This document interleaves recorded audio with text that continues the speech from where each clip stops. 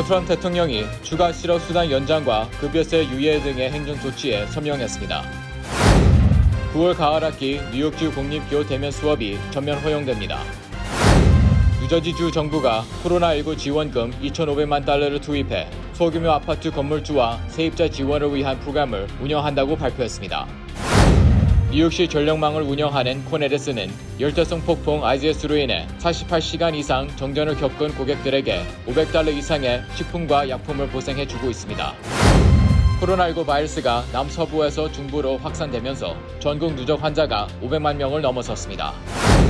올 가을 개학을 앞두고 전국의 각 대학은 코로나19 예방을 위해 다양한 안전 대책을 마련하고 있습니다. 지난해 11월 유명 여성 작가 진 캐럴의 고발로 시작된 도널드 트럼프 대통령 성폭행 사건 재판이 본격 진행됩니다. 올해 상반기 미국 시민권을 포기한 사람이 지난해보다 3배 가까이 증가하면서 역대 가장 많은 것으로 나타났습니다. 코로나19로 어려움을 겪고 있는 우리 이웃에게 희망을 주는 은행, 뉴 밀레니엄 뱅크.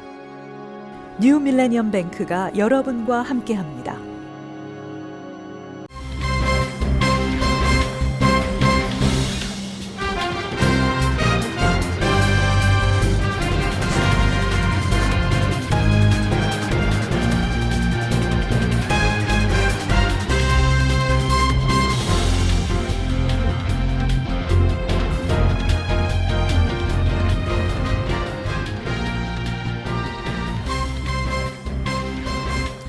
시청자 여러분 안녕하십니까? KBTV 뉴스 9 이창원입니다. 첫 번째 소식입니다.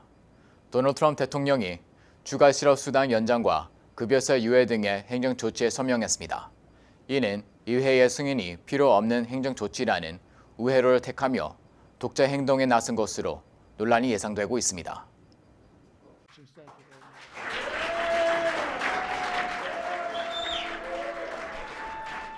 CNN 등에 따르면 트럼프 대통령이 서명한 문건은 4가지로 추가 실업수당 $400 지급 연장, 급여세 유예, 학자금 융자 상환, 세입자 강제 퇴거 중단 등이며 앞에 3가지는 각서이고 세입자 강제 퇴거 중단은 행정명령입니다.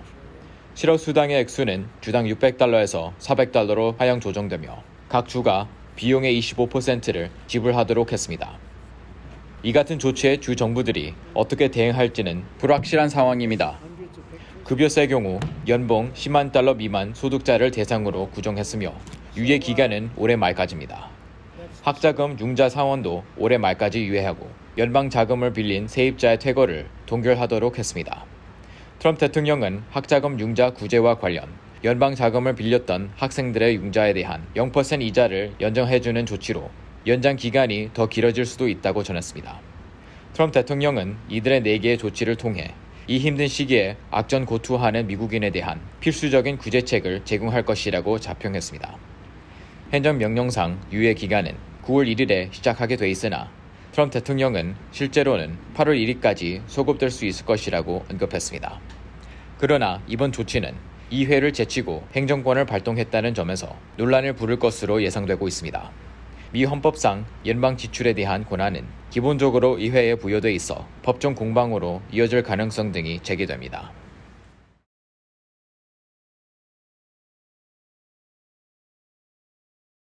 (9월) 가을 학기 뉴욕주 공립교 대면 수업이 전면 허용됩니다. 주내 대다수 교육국은 대면 수업과 원격 수업을 병행하는 방식으로 학교를 운영할 것으로 보입니다. 앤드루 쿠오모 뉴욕 주지사는 기자회견을 통해 뉴욕주가 정한 기준치인 코로나19 양성 판정 비율 5% 이하의 뉴욕주 모든 곳이 해당된다며 이에 따라 모든 교육구가 대면 수업을 할 수 있다고 밝혔습니다. 현재 뉴욕시를 포함한 뉴욕주 대다수 지역은 양성 비율이 1% 정도를 보이고 있습니다. 다만 뉴욕주는 양성 판정 비율이 다시 상승할 경우 대면 수업 계획을 재고하겠다는 방침입니다. 뉴욕주 학교들의 대면 수업 재개 여부와 구체적인 수업 방식은 각 지방정부와 교육감 등이 결정하게 됩니다.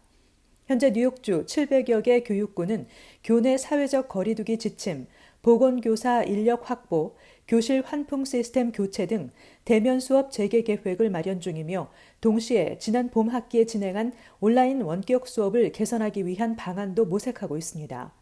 특히 110만 학생과 1,800개 학교가 소속된 미국 내 최대 교육구인 뉴욕시는 학부모 일터 복귀와 저소득층 또는 장애 어린이들의 보육 문제를 고려해 주 1회에서 3회 등교하고 나머지는 온라인 수업을 하는 하이브리드 모델을 채택할 계획입니다. 뉴욕타임즈는 뉴욕이 팬데믹의 진앙지로 전락한 지 불과 수개월 만에 다시 학교 문을 열 수 있게 된 것이며 가을 학기에도 대면 수업이 불가능해진 다수의 다른 주들과도 대조를 이룬다고 보도했습니다.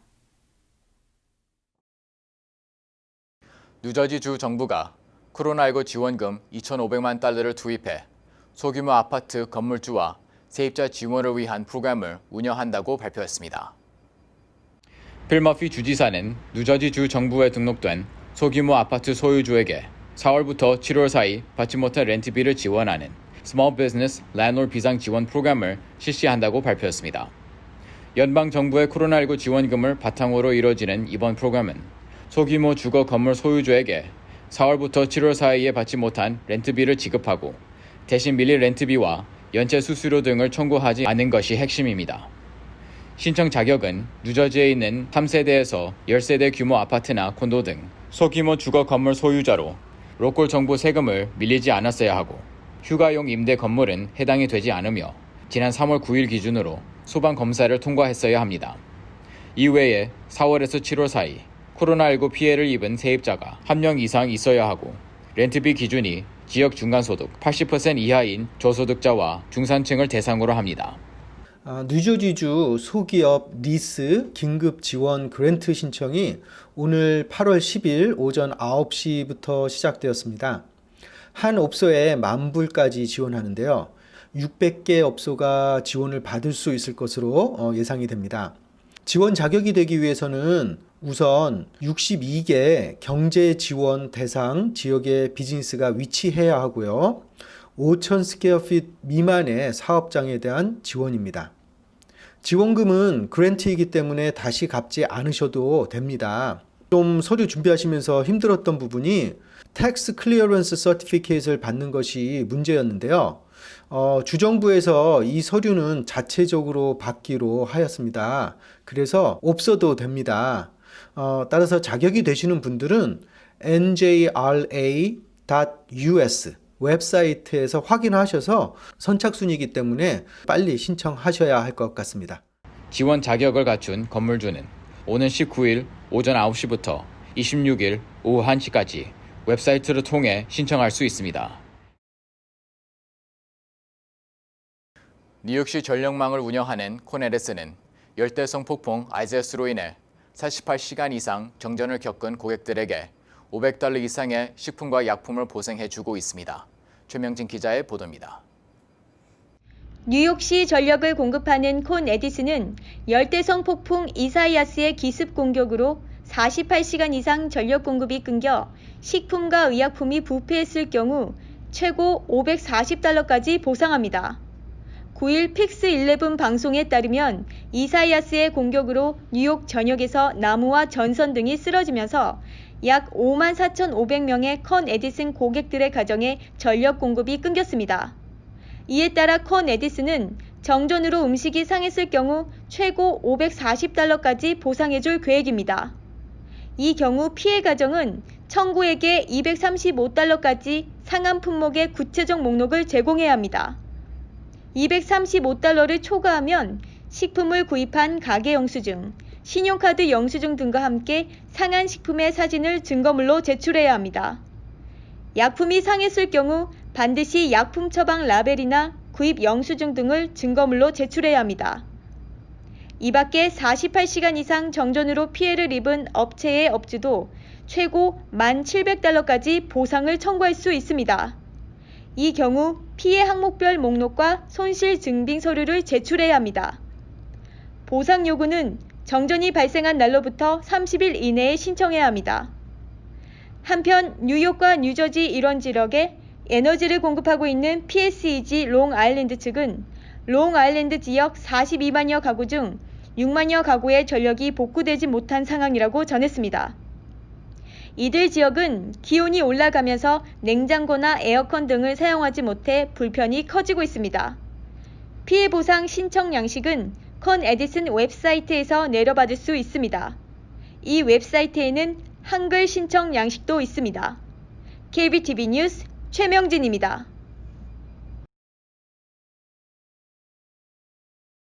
코로나19 바이러스가 남서부에서 중부로 확산되면서 전국 누적 환자가 500만 명을 넘어섰습니다.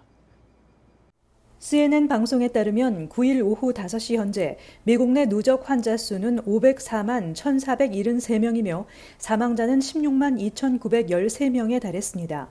특히 누적 환자가 가장 많이 발생한 캘리포니아주 등 상위 5개 주의 환자가 전체 환자의 40% 이상을 차지했습니다.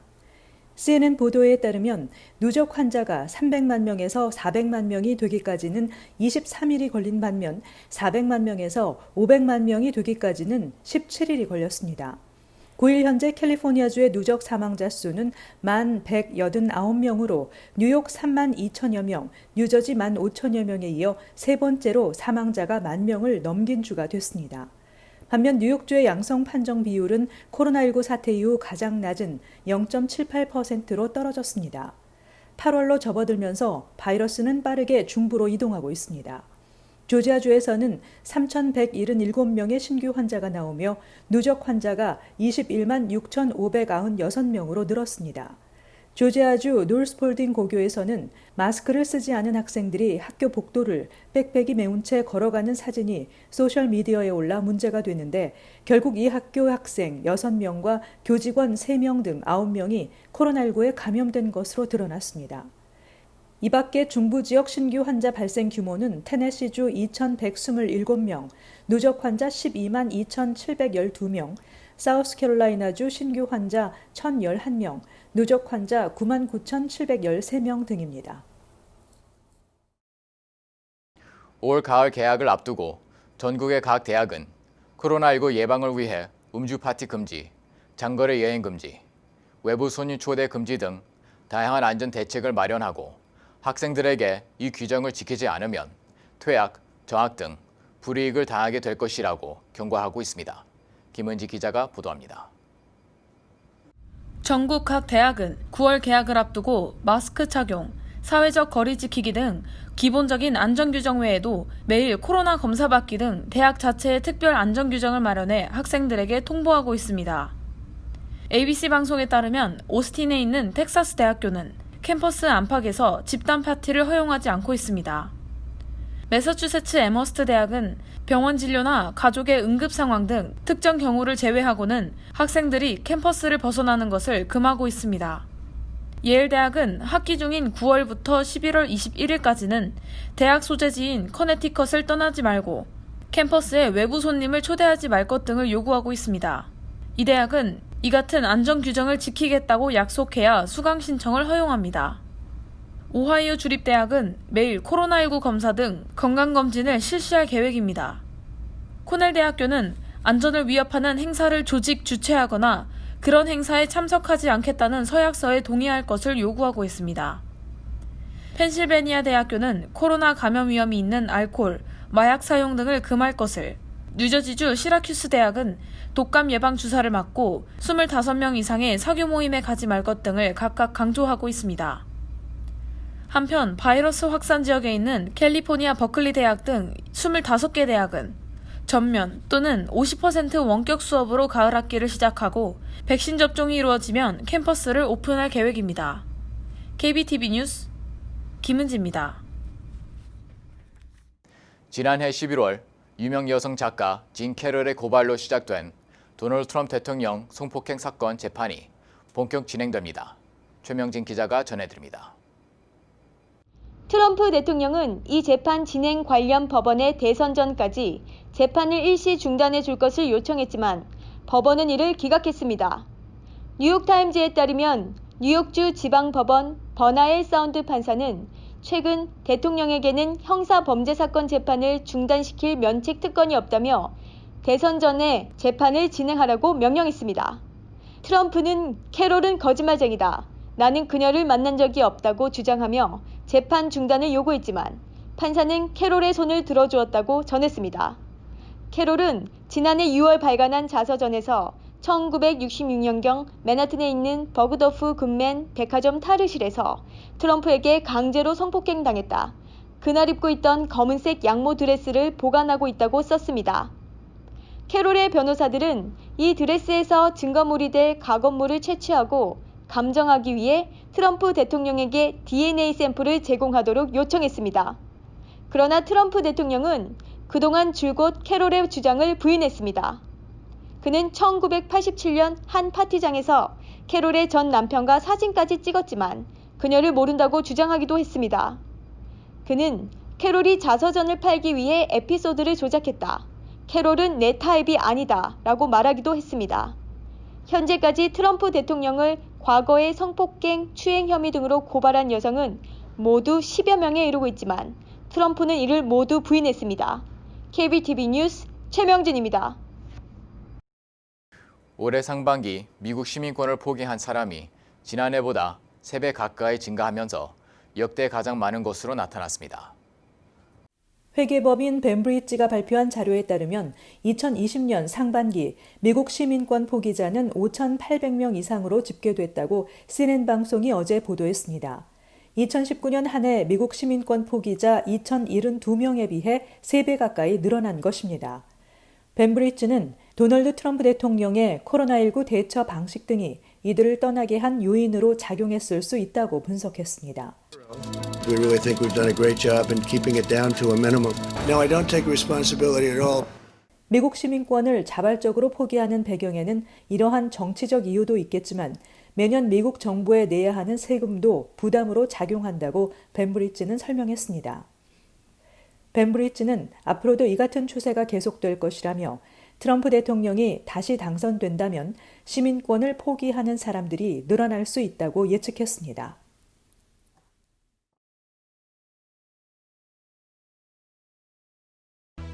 소아과학회 최신 자료에 따르면 7월 16일부터 30일까지 지난 2주 동안 코로나19 양성으로 확진된 어린이는 미 전역에서 9만 7천 명을 넘어서는 것으로 알려졌습니다.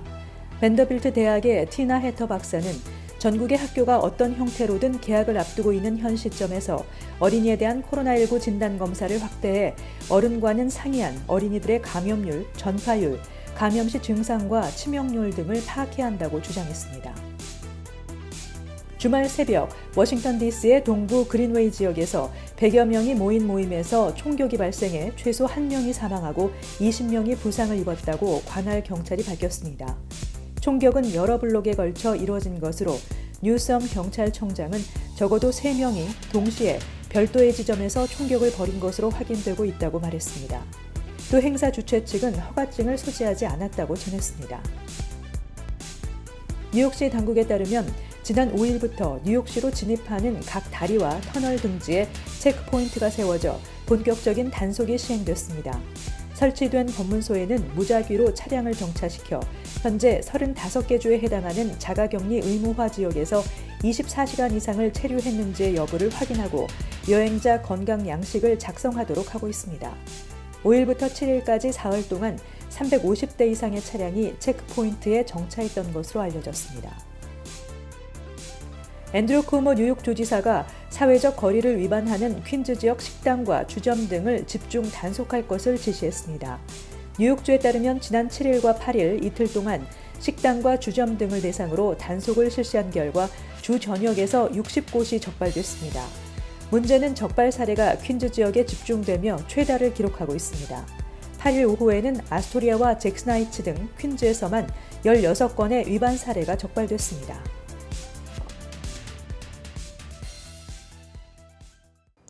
잠시 후 커뮤니티 브리핑을 전해드립니다.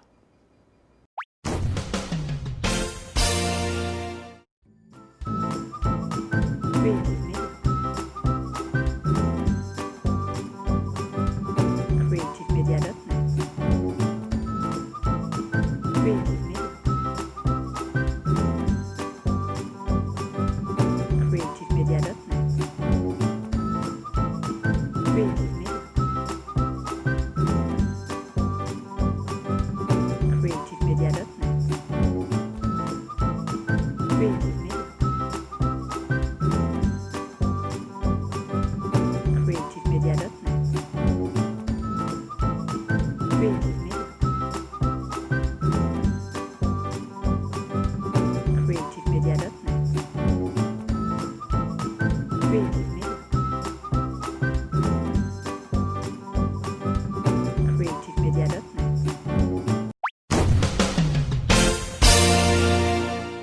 이어서 환율과 증시 전해드립니다.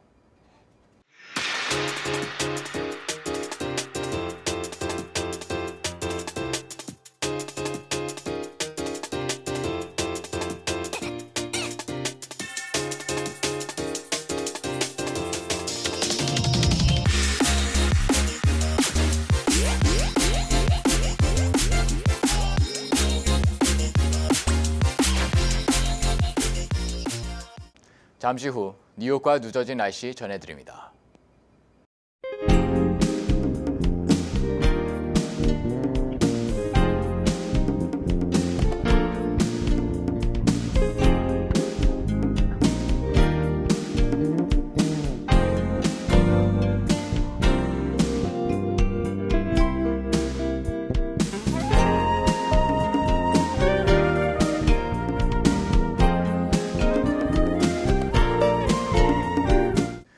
무더위가 한창입니다. 온열 질환에 각별히 유의하시기 바랍니다. 오늘도 KBTV 뉴스9을 시청해주신 여러분 고맙습니다. 편안한 밤 보내시기 바랍니다.